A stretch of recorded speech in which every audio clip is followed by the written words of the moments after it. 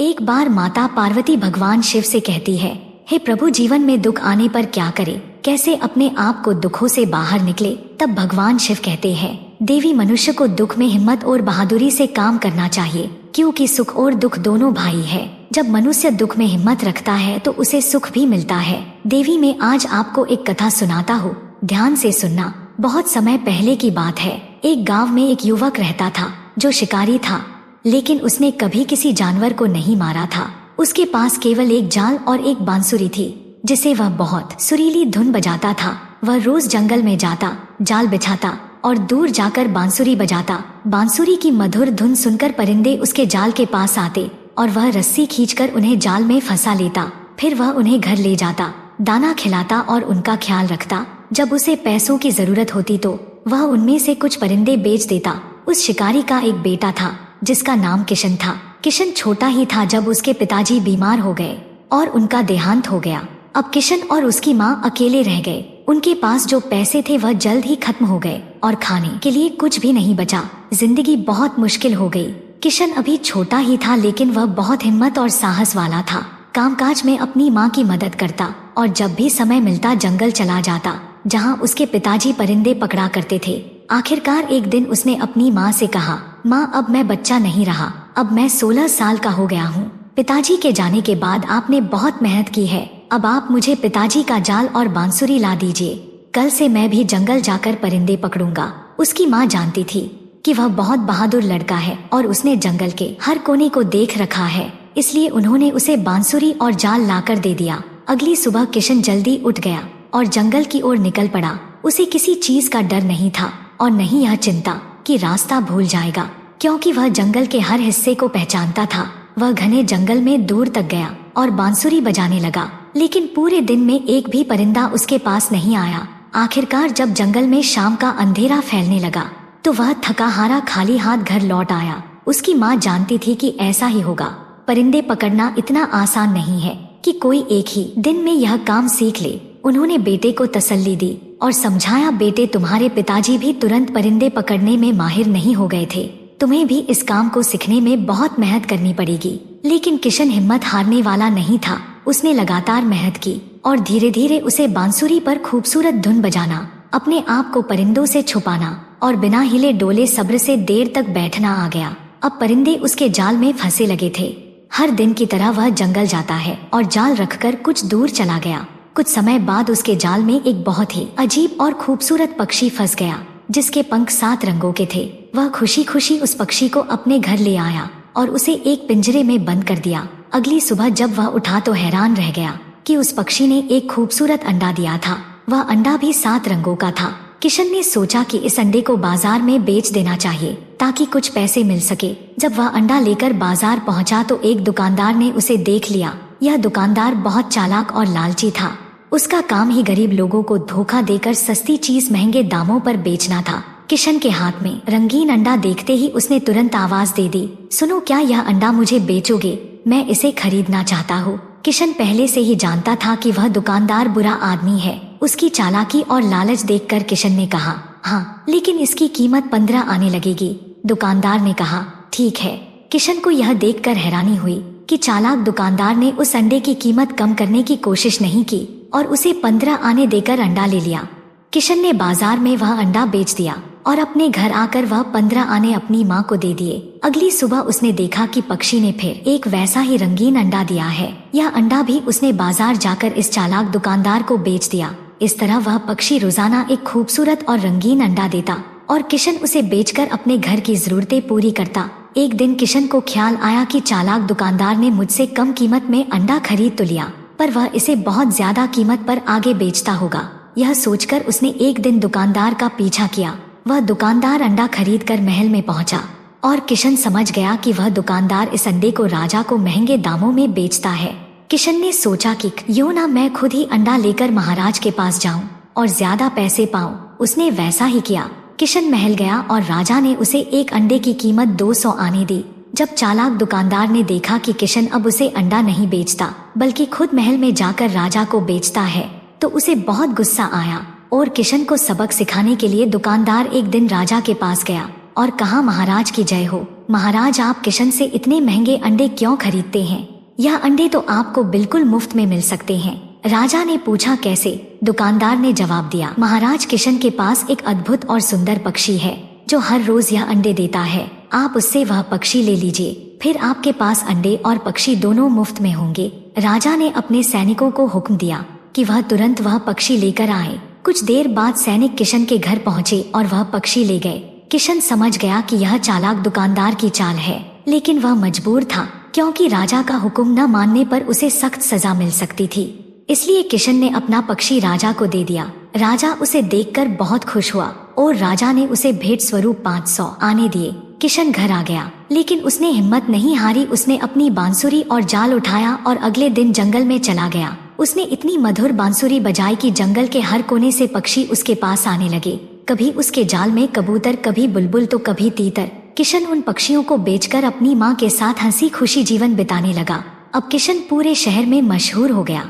जब किसी को कोई अनोखा परिंदा चाहिए होता तो वह किशन के पास आता और उसे परिंदा खरीद लेता। अब दुकानदार ने यह सब देखा और किशन से कहा कि तुम मुझे ही परिंदे बेचा करो। किशन समझ गया कि दुकानदार परिंदे सस्ते खरीद कर महंगे बचेगा, इसलिए उसने मना कर दिया। नाराज होकर वह दुकानदार चला गया और उसने किशन को फंसाने की योजना बनाई। वह महाराज के पास गया और कहा, महाराज, आपने जो परिंदा किशन से लिया था वह अकेला होने के कारण उदास रहता है। आप किशन से कहिए कि ऐसा ही एक और परिंदा पकड़ कर लाए ताकि आपका परिंदा अपने साथी के साथ खुश रहे।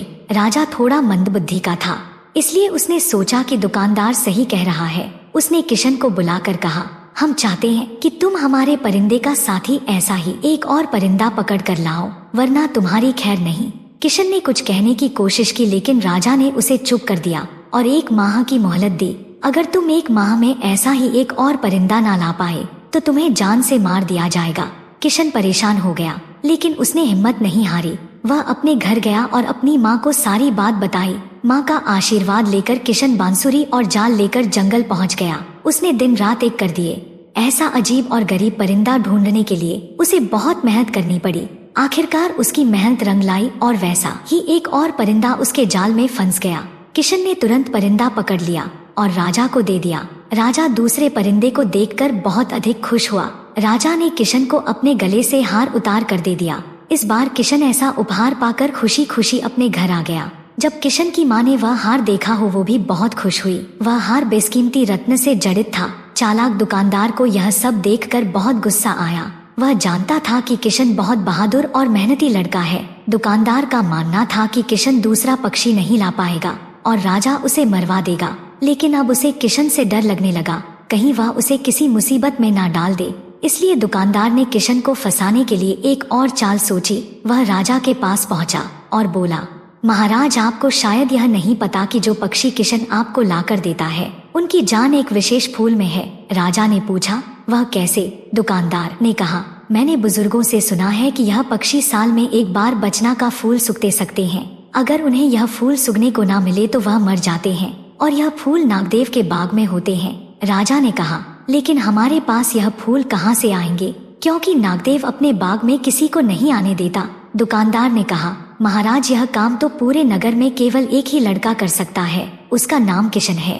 उसे बुलाकर कहिए कि तुरंत बचना का फूल लेकर आए। राजा ने वही किया जो दुकानदार ने कहा था। उसने किशन को बुलवा कर कहा, तुम नागदेव के बाग में जाओ और हमारे पक्षियों के लिए बचना का फूल लेकर आओ, वरना मेरे पक्षी मर जाएंगे।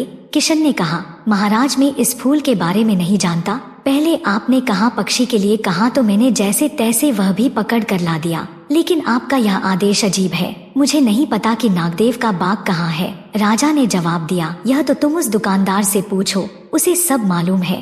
किशन ने कहा, महाराज, अगर दुकानदार इतना ही होशियार है और उसे सब मालूम है तो उसे कहिए कि खुद बचना का फूल लेकर आए। राजा ने कहा, नहीं, दुकानदार कहता है कि सिर्फ तुम ही यह काम कर सकते हो, इसलिए तुम ही लेकर आओ, और अगर मेरे पक्षी मर गए तो मैं तुम्हें और तुम्हारी माँ को मरवा दूंगा। किशन दुकानदार की चालाकी समझ गया। उसने महाराज से कहा, महाराज, मैं बचना का फूल तो ले आऊंगा, लेकिन महाराज, आप उस दुकानदार को मेरे साथ नागदेव के बाग भेज दीजिए। मैं नागदेव का बाग नहीं जानता। राजा ने कहा, ठीक है। राजा ने दुकानदार को बुलाया और किशन के साथ जाने का आदेश दे दिया। अब दुकानदार पसीने पसीने हो गया। उसने कभी सोचा नहीं था कि वह इस तरह अपनी ही चाल में फंस जाएगा।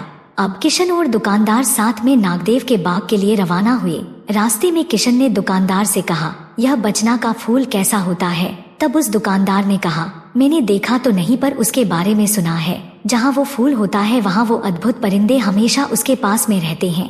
किशन ने पूछा कि अगर मैं वह फूल बाग से तोड़ लाऊं तो क्या परिंदे भी उसके पीछे आएंगे? दुकानदार ने कहा, हाँ, लेकिन उस फूल तक पहुँचना बहुत कठिन है, क्योंकि बाग का एक ही दरवाजा है जिसे केवल नागदेव ही खोल सकता है। वहाँ बड़े बड़े पहलवान और बहादुर गए थे, लेकिन कोई भी जीवित वापस नहीं आया। नागदेव बहुत शक्तिशाली है, इसलिए हमें किसी तरह छिपे रहना होगा। अगर उसने हमें देख लिया तो वह हमें मार डालेगा।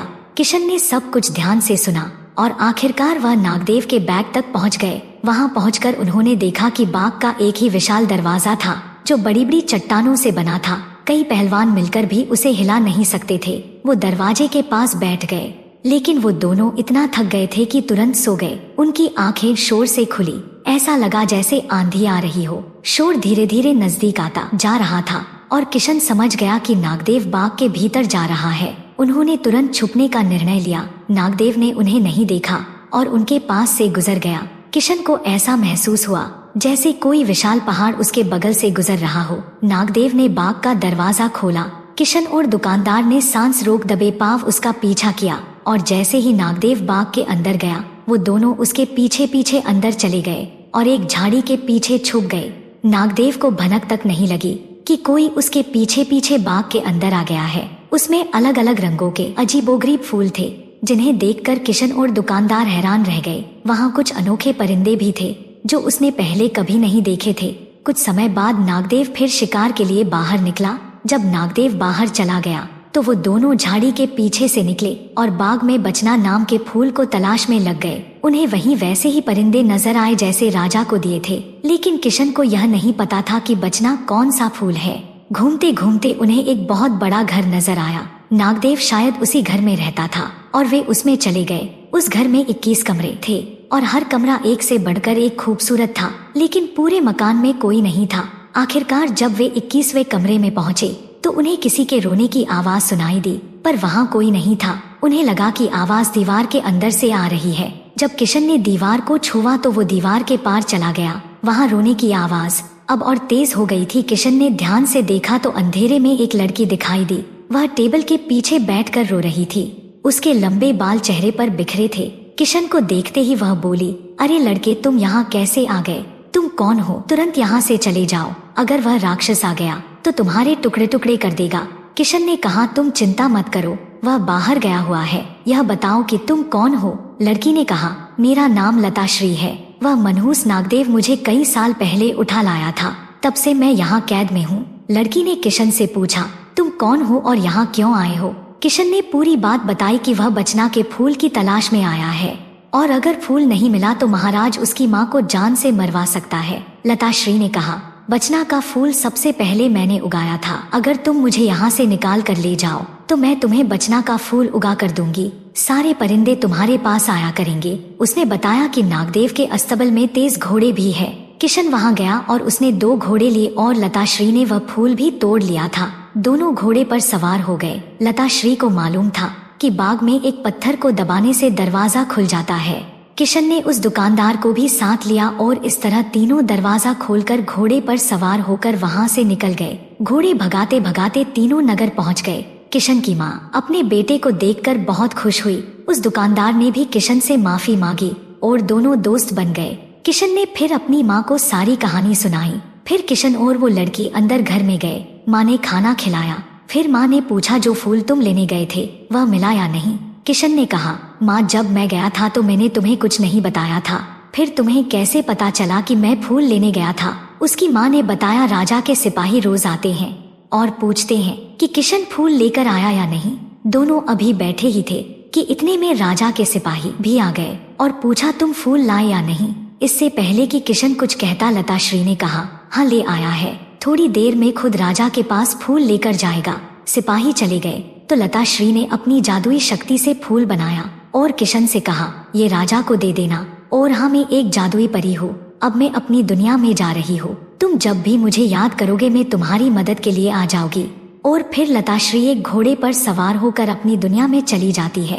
किशन बचना का फूल लेकर राजा के पास जाता है। राजा ने आज तक ऐसा अद्भुत फूल पहले कभी नहीं देखा था। राजा फूल देखकर बहुत खुश होता है और किशन की बहादुरी से इतना खुश होता है कि वह अपनी पुत्री का विवाह किशन के साथ घोषित कर देता है और किशन को अपने राज्य के अधीन एक रियासत का राजा बना देता है। तो दोस्तों, कैसी लगी मेरी कहानी कमेंट करके बताना और वीडियो पसंद आए तो लाइक और चैनल को सब्सक्राइब करें।